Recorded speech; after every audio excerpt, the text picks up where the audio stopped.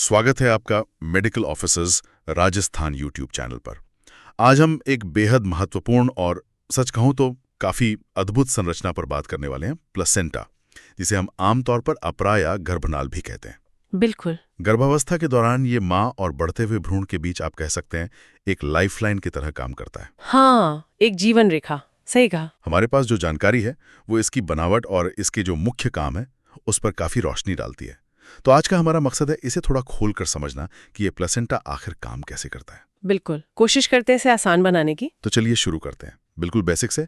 ये प्लेसेंटा आखिर है क्या, इसका रोल क्या है? ये बहुत ही अच्छा सवाल है शुरू करने के लिए। देखिए, स्रोत के हिसाब से प्लेसेंटा वो मेन जगह है जहां माँ और भ्रूण के बीच में पोषक तत्व हैं, गैसें हैं जैसे ऑक्सीजन, कार्बन डाइऑक्साइड और जो भी वेस्ट प्रोडक्ट्स हैं उनका एक्सचेंज होता है। एक्सचेंज होता है। हाँ, आप इसे एक तरह का बायोलॉजिकल पुल समझ सकती हैं जो दो अलग अलग जीवन प्रणालियों को जोड़ता है और ये भ्रूण के विकास के लिए जो भी जरूरी चीजें हैं वो मुहैया कराता है। एक पुल, यह था तरीका है सोचने का।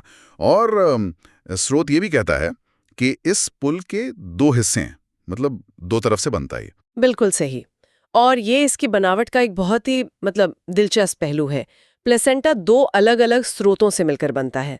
एक हिस्सा आता है भ्रूण की तरफ से जिसे हम फीटल कंपोनेंट या भ्रूणीय घटक कहते हैं। फीटल कंपोनेंट, ठीक है। और दूसरा हिस्सा माँ के गर्भाशय की जो परत है उससे बनता है, उसे मैटरनल कंपोनेंट या मातृ घटक कहते हैं।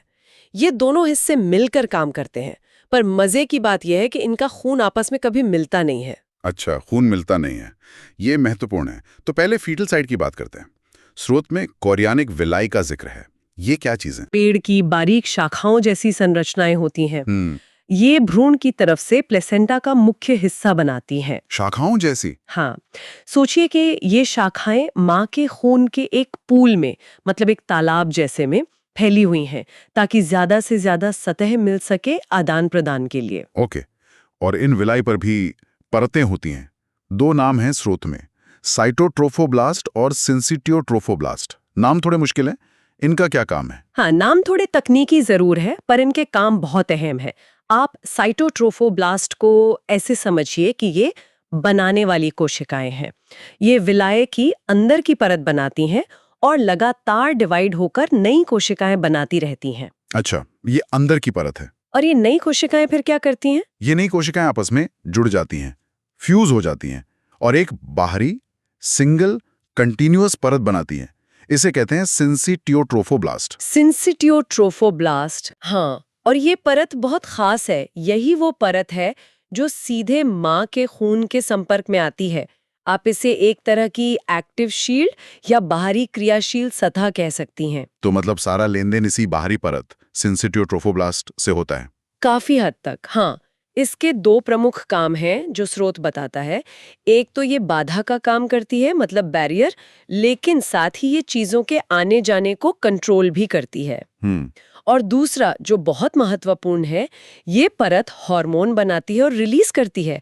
इसमें सबसे खास है HCG और प्रोजेस्टेरॉन। HCG, ये तो वो हार्मोन है जो प्रेगनेंसी टेस्ट में पता चलता है ना? बिल्कुल वही। प्रेगनेंसी की शुरुआत में HCG कॉर्पस ल्यूटियम को सिग्नल भेजता है कि प्रोजेस्टेरॉन बनाना जारी रखो। अच्छा। और प्रोजेस्टेरॉन गर्भाशय की लाइनिंग को बनाए रखने के लिए, प्रेगनेंसी को सपोर्ट करने के लिए बहुत जरूरी है। तो एक तरह से ये सिंसिटियोट्रोफोब्लास्ट हार्मोनल सिग्नल भेजकर प्रेगनेंसी को संभाले रखता है। और इसका एक और बड़ा इंटरेस्टिंग पहलू इम्यून सिस्टम से जुड़ा है, जैसा स्रोत में लिखा है। हाँ, और ये प्लेसेंटा के सबसे, आप कह सकते हैं, चमत्कारी बातों में से एक है। देखिए, हमारे शरीर की लगभग हर कोशिका पर कुछ खास प्रोटीन्स होते हैं, MHC class 1 molecule. MHC class 1? हाँ, ये एक तरह के पहचान पत्र जैसे होते हैं। हमारा इम्यून सिस्टम इन्हीं को देखकर पहचानता है कि कौन सी कोशिका अपनी है और कौन सी बाहरी। तो भ्रूण तो जेनेटिकली माँ से आधा अलग होता है, उसे तो बाहरी समझना चाहिए इम्यून सिस्टम को। सही पकड़ा, बिल्कुल। यहीं पर सिंसिटियोट्रोफोब्लास्ट का कमाल है। स्रोत के अनुसार इस बाहरी परत पर MHC क्लास 1 मॉलिक्यूल होते ही नहीं हैं। ओह, होते ही नहीं है। हाँ, तो ये परत माँ के इम्यून सिस्टम के सामने अपनी पहचान छुपा लेती है। इस वजह से माँ की जो इम्यून सेल्स हैं, वो इसे बाहरी समझकर हमला नहीं करती। ये एक अद्भुत तरीका है जिससे भ्रूण, जो टेक्निकली माँ के लिए एक बाहरी चीज है, उसके शरीर में सुरक्षित रह पाता है। इसे इम्यून प्रिविलेज कहते हैं। वाकई कमाल है ये तो, इम्यून सिस्टम से बचाओ। अच्छा, ये तो हुई फीटल साइड की बात। अब प्लेसेंटा के दूसरे हिस्से यानी मैटरनल कंपोनेंट पे आते हैं। वो कैसे बनता है? जो माँ वाला हिस्सा है वो मुख्य रूप से बनता है डेसिडुआ बेसालिस से। ये और कुछ नहीं बल्कि गर्भाशय की जो अंदरूनी परत है, एंडोमेट्रियम, उसी का बदला हुआ रूप है जो खास प्रेगनेंसी के लिए तैयार होता है। एंडोमेट्रियम का बदला हुआ रूप? हाँ, स्रोत में जो चित्र है उसमें आप देख सकते हैं कि माँ की खून की नलियां इस डेसिडुआ में खुलती हैं और खून को कुछ खाली जगहों में भर देती हैं।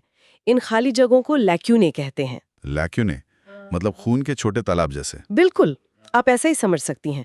तो माँ का खून इन लैक्यूने में भरा रहता है और जो भ्रूण की कोरियोनिक विलाई थीं, वो शाखाएं, वो इन्हीं खून के तालाबों में तैरती रहती हैं या डूबी रहती हैं। तो विलाई खून में डूबी रहती हैं। हाँ, इससे माँ के खून और विलाई के बीच संपर्क का एरिया बहुत बढ़ जाता है, जो अच्छे एक्सचेंज के लिए जरूरी है। स्रोत में एक क्लोजअप तस्वीर भी है जो इस एक्सचेंज जोन को दिखाती है। उसमें क्या दिखता है? वो तस्वीर दिखाती है कि विलाय के अंदर जो भ्रूण की बहुत बारीक खून की नलियां हैं, कैपिलरीज, और लैक्यूने में जो माँ का खून है वो कितने पास पास होते हैं। बस कुछ सेल्स की परतों का फासला होता है बीच में। बहुत करीब। हाँ, लेकिन सबसे जरूरी बात, जैसा हमने पहले कहा, माँ और भ्रूण का खून सीधे कभी नहीं मिलता।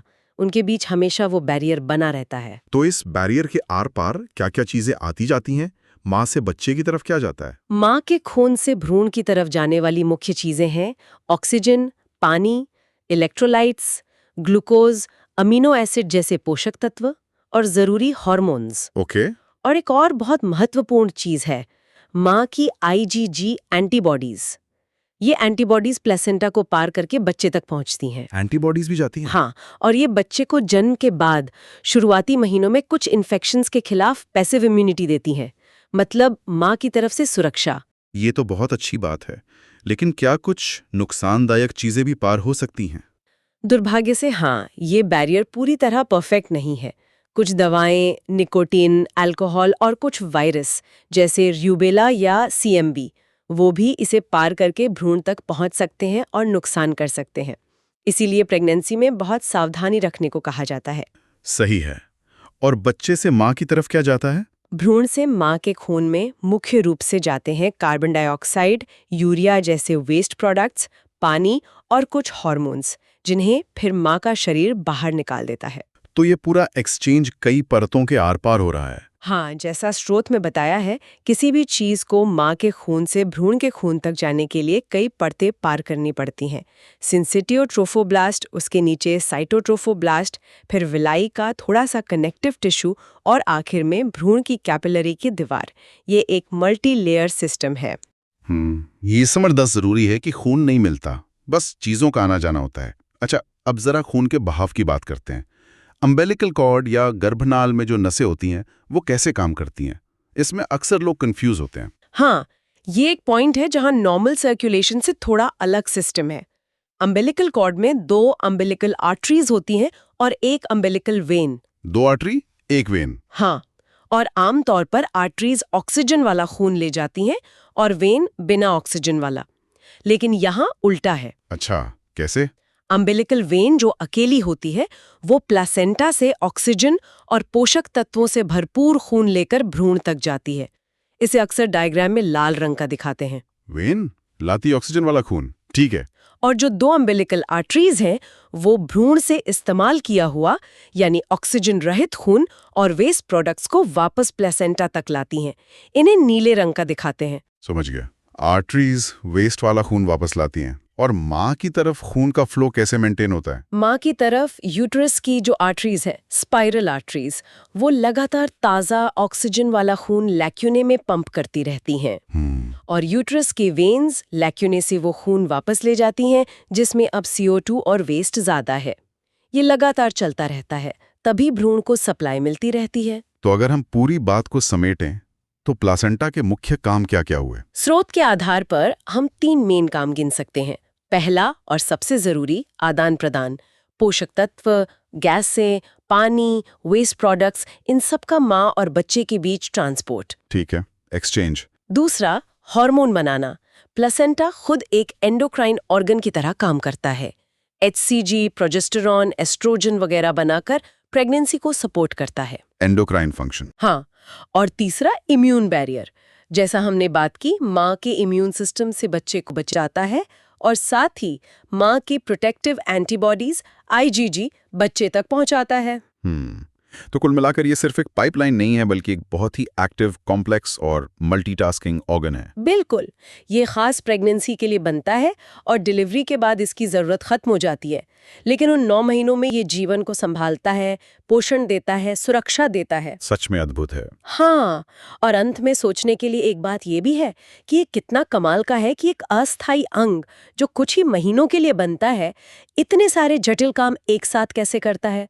पोषण देना, गैस एक्सचेंज, हार्मोन बनाना, वेस्ट हटाना, इम्यून प्रोटेक्शन देना, सब कुछ एक साथ, और वो भी बिना माँ और बच्चे के खून को मिलाए। ये सच में नेचर की इंजीनियरिंग का एक बेहतरीन नमूना है। बिल्कुल, ये समझना बहुत जरूरी था।